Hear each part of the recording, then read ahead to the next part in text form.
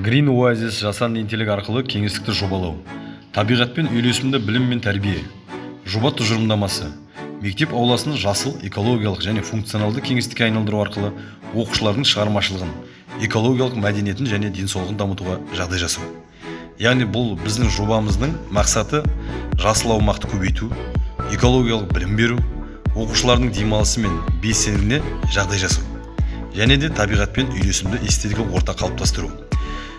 Бұл болашақта бір мектебімізде болатын Green Oasis жобасы өзіне не қосады? Бұнда көлеңкелі демалыс аймақтары болады, эко-соқпақтар болады, амфитеатр, өсімдіктер алуан түрлілігі, жаңбыр суын жинау жүйесі, құстарға ұялар, күн энергиясы панельдері.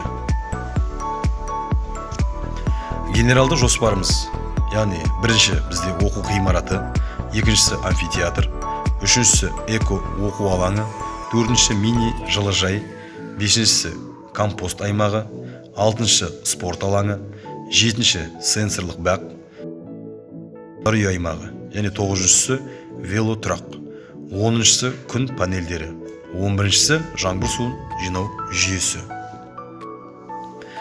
3D визуализацияланған алаңдарды сізге назарларыңызға ұсынамыз.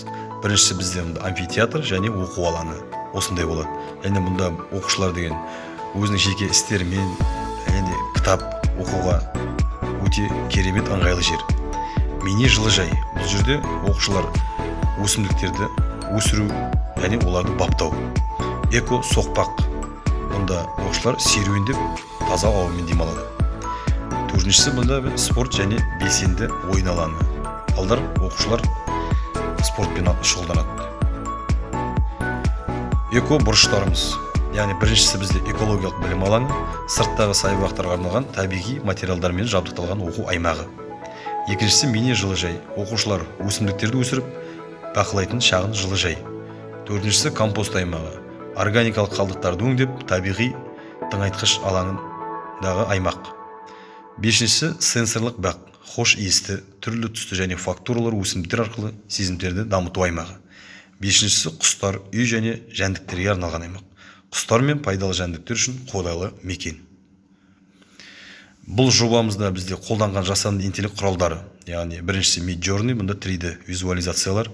Екіншісі ChatGPT, жоба тұжырымдамасы мен мәтіндік қолдау.